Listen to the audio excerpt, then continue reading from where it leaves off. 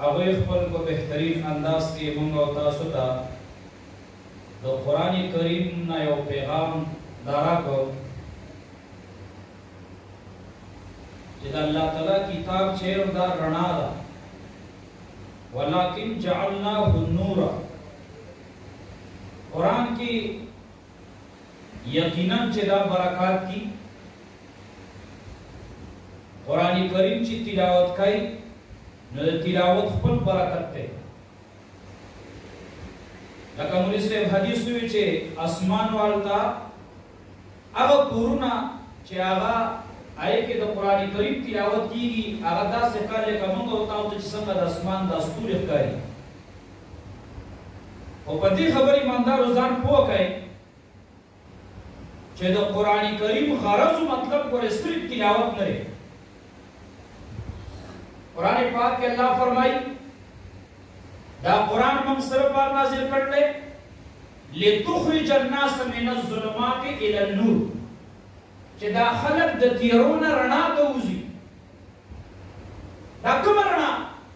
قرآن ذکر کوي دا هغه رڼا د ایماندارو چې شروع کې ما وویل چې صحابه کرام هغوی د ایمان او د اسلام نه مخکې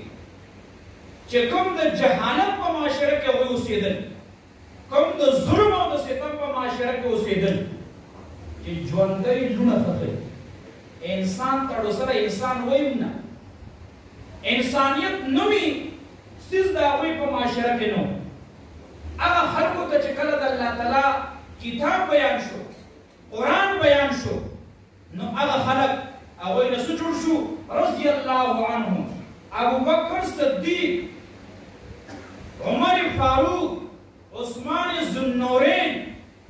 او دې طریقه باندې حضرت علی کرم الله وجهه او دې طریقه باندې هغه سوالات صحابه کرام چې هغوی د قرآن په تعلیم باندې الله تعالی هغوی ته چې سوال کړو هغه نن موږ او تاسو ته د قرآن کریم د تاریخ نه او د اسلامي تاریخ نه هغه موږ او تاسو ته د نور په شان ته پړه کېږي د دې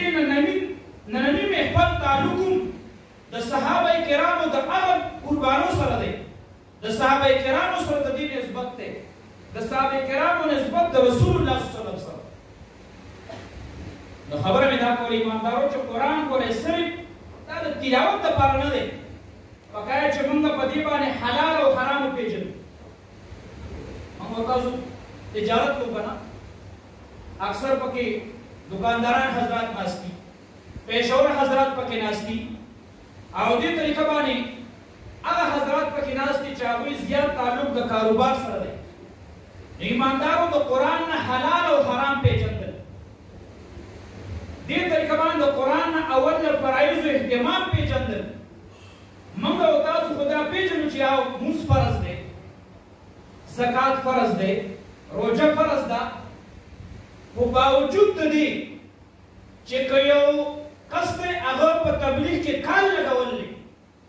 که یو مولي صاحب دی که یو حاجي صاحب دی هغه ته د لور خور حق ورته پاتې نو که هغه ته دا ووایي چې قرآن پاک کې الله د لور خور حق باره کې څه فرمایي فریضة من الله دا د مولي صاحب فرض نه دي دا د پیغمبر فرض نه دي دا د الله فرض دي دا د الله فرض دي ایماندارو اوس د قربانۍ موسم را روان دی هر سړی کوشش کوي چې زه قرباني کوم دا واجب ده چې څوک یې ونه کړه چا باندې واجب ده دی ګنهګار شو ایماندارو په دې باندې ځان پوه کړئ چې د لور خور حق پېژندل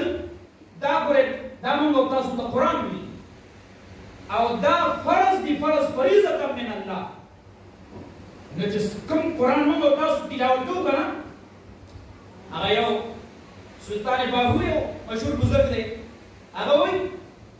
وایي کله چې ته یو کس ته ووایي چې لا اله الا الله محمد رسول الله نه لکه هغه وایي چې بالکل لا اله الا الله محمد رسول الله کلمه منې او بالکل کلمه منم خو که بیا ورته د دې کلمې معنا وکړي چې دا لا اله او الا الله د دې څه مطلب دی نو چې که ترجمه ورته کوي که د دې لا اله الا الله په مطلب یې پوه کوي نو بیا ستا خلاف قرآن منې او الحمدلله قرآن منم خو چې دا قرآن دننه څه وایي او چې څوک یې ورته بیانوي نو ته بیا د هغه خلاف کوې. هغې سره تلاوت وکړه یقینا چې پر چا باندې به ښکلې لګېدلي، خو چې د دغه قرآن ترجمه کوي چې دا قرآن بیانوي چې الله وایي چې لور خور نه حق ورکړه فریضة من الله. الله وایي لمونځ وکړه، الله وایي زکات ورکړه، الله وایي حلال او حرام وپېژنه، الله وایي انسانیت وپېژنه، ګاونډ وپېژنه، مسلمان ته مسلمان د مسلمان حیثیت وپېژنه، حلال او حرام وپېژنه. نن په کاروبار کې ایماندار څومره حرام کېږي، په دې بازارو کې څومره سودونه کېږي. اگر چې هر سړی دی الله تعالی ما د حرام نه وساته، خدای پاک موږ ته توفیق راکړي چې دا کوم توفیق یې درکړلی دی توفیق دې استعمالوي نه. نو چې د نن نه موږ او تاسو ایماندارو د دې محفل په توسط سره دا عزم وکړو چې قرآن کریم چې څنګه موږ او تاسو په کورو کې تلاوت کوو چې دغسې موږ او تاسو د قرآن کریم ترجمه او د قرآن کریم تفسیر چې کوم غرض دپاره راغلی دی هغه موږ او تاسو نن نه بعد تاسو کړو. زه به د خپل استاد محترم یو کیسه وکړم. هغه وایي یو سپین ږیری و مفتي مشتبه عابد صاحب، هغه وایي یو سپین ږیری و کس هغه وایي چې ما ته دغه شروع کړه قرآن ترجمه راته شروع کړه. ماشاءالله اکثر سپین ږیري حضرات ناست دي، سپین ږیري د محفل قرآن او دا سپین ږیري زموږ دپاره د سر سوری دی، موږ مشران دي. یو سپین ږیری راغی چې ما ته ترجمه وکړه. وی ما ورته ویل چې ستا عمر خو بلکل ختم دی، ته به اوس ترجمه وکړه. بې غرض ما به ورته یو آیات ترجمه کوله، هغه به څنګه زده کوله. ایماندارو لغونې په توجه سره دا خبره واورئ. داسې خلک نن سبا موجوده دي چې هغه زموږ ستاسو لپاره عبرت دی، عبرت چې د هغوی نقش قدم موږ او تاسو اپناو کو اختیار کړو. بیا به خدا به وي ذالک الکتاب دا کتاب چې ذالک الکتاب دا کتاب چې په تسبو باندې به 400 پیری دا واړو چې ذالک الکتاب دا کتاب چې ذالک الکتاب دا کتاب چې لا ریب فیه په دې کې شک نشته. 400 پیری به په تسبو باندې دا واړو چې په دې کې شک نشته. بیا به چې هدل للمتقین دا متقیان لپاره هدایت دی، دا متقیان لپاره هدایت. 400 پیری په تسبو باندې دا واړو. بیا هغه بوډا دې دروازې په دوه آیاتونه زماره زوتر په دې طریقه باندې هغه بوډا په آخري سټیج باندې په آخري عمر کې د قرآن کریم ترجمه چې را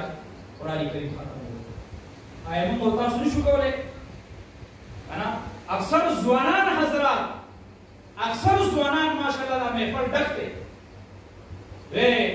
وی زور هسې پېغور شي چې همت ورسره مل نه وي، روک هغه مشال شه چې تیارې وي او دې بل نه وي. هغه ځوانۍ باندې مړه څه کوي چې ستا ځواني ده او ته قرآن په خپله ځواني ده انور خیره. هغه ځوانۍ باندې څه کوي چې ستا ځواني ده او مور پلار درنه بس دا سر درنه ټکوي. دا قرآن ووایه چې مور پلار وپېژنې، دا قرآن ووایه چې حلال او حرام وپېژنې، قرآن ووایه چې انسانیت وپېژنې، قرآن ووایه چې علما وپېژنې، قرآن ووایه چې جومات او مدرسه وپېژنې، الله او رسول وپېژنې. یو ایماندارو حدیث کې راځي چې وایي چا د قرآن سره مینه وکړه، چا چې د قرآن سره مینه وکړه نو وایي دې سړی د الله او د الله د رسول سره مینه محبت وکړه. عبدالله بن مسعود فرمایي من کان ینظر انه یحب الله ورسوله فلینظر ان کان هو یحب القرآن فهو یحب الله ورسوله. عبدالله بن مسعود خپل په دې زړه کې وګوره که ستا وایي د قرآن سره مینه شته نو پوه شه چې ستا د الله او رسول سره مینه محبت شته. انشاءالله موږ مسلمانان یو، موږ د قرآن سره مینه ده، مینه ده که نه؟ نو انشاءالله دا قرآن به زده کوو. دا قرآن زده کړی راغلی ایماندارو. لکه وختي چا ووایي قرآن پاک کې الله فرمایي هذا بلاغ للناس. قرآن خو دې مونږ کې زده کړلی، دې علما مې زده کړلی، خو قرآن کې الله وایي بلاغ للناس. دا ستا لپاره میسج دی، پیغام دی، دا ستا لپاره سوال جواب دی. دا قرآن کولاو بچې یو عالم در خپل مثال ورکوم. یو زنانه د خپل بچي چک رالیږلی و، خو کې وي 2 کروړه روپۍ په چک کې. هغه زنانه هغه چک راغستی داسې ځان ته یې نو خلکو د تعویضونه ډېر یاد کړی وو، تعویض په شان د بس دل کې راځوړ کړي. چا ورته ویل چې ته دا کاغذ ورته څه شی دی؟ چا به لیدلي هغه کاغذ ورته ښودل، ویې خودلې دا خو چک دی او په دې کې دننه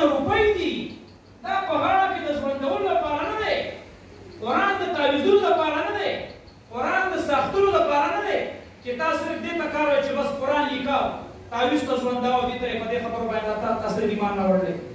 دا دننه کولاو که په دې کې خزانه ده قرآن د دې خبرو دپاره نه ایماندار دی خبره مې دا کوله چې قرآن به ورځ زده کوو زموږ د جماعت او زموږ د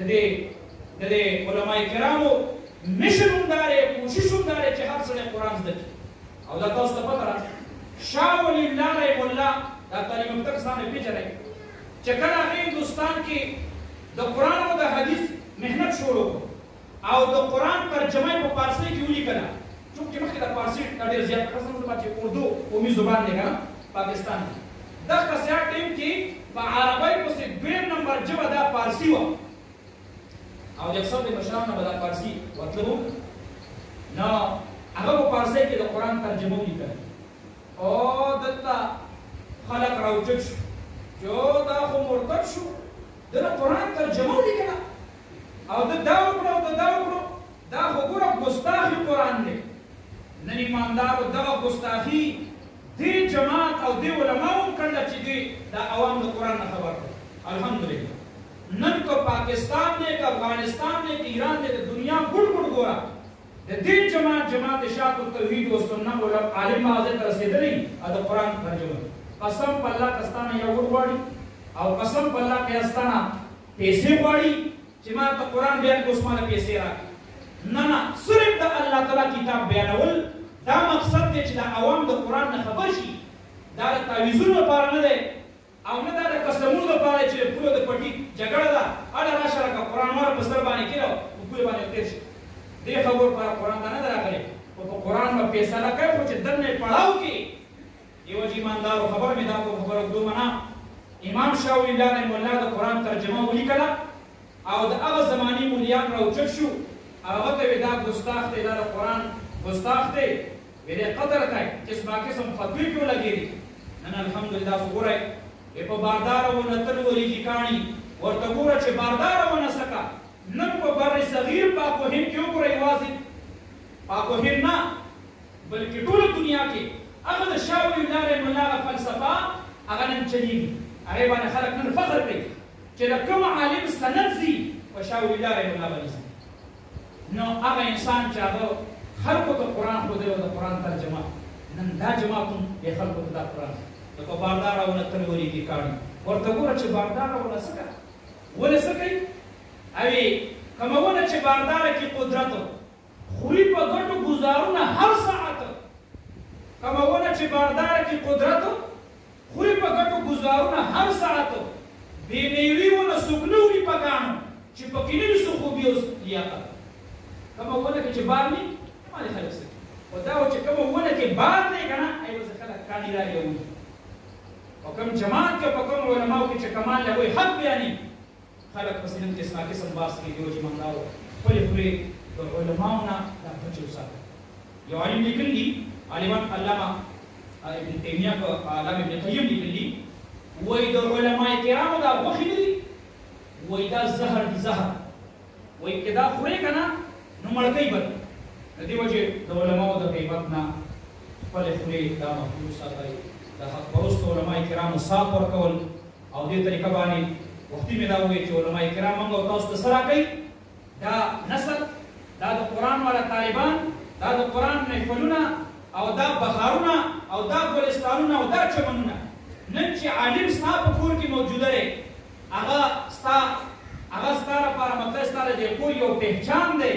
ځکه چې دې عالم په نسبت باندې ستا تعلق ستا د خاندان تعلق د رسول الله صلی الله علیه وسلم سره دا پیدا شوی دی دا د دې مدرسې دا پیداوار د ایماندارو دا مدارس په دې ملک کې او په دې دنیا کې الحمدلله داسې قسمه علما او داسې قسمه پیداوار دا موږ او تاسو ته راښیي چې موږ او تاسو د علماء کرامو خپې مضبوط کړو موږ او تاسو د علماو سره د مدرسو سره جوماتونو سره تعاون وکړو مدد وکړو نو انشاءالله زموږ او ستاسو په مال کې به الله تعالی خیر او برکت واچوي لکه نن چې موږ او تاسو خپل اوقات قربان کړي دي څومره کسانو نو انشاءالله الله ته امید دی چې ستاسو دا لغن ساعات حدیث کې راځي حدیث هم پسې بیا موږ ته دعوت ورکړو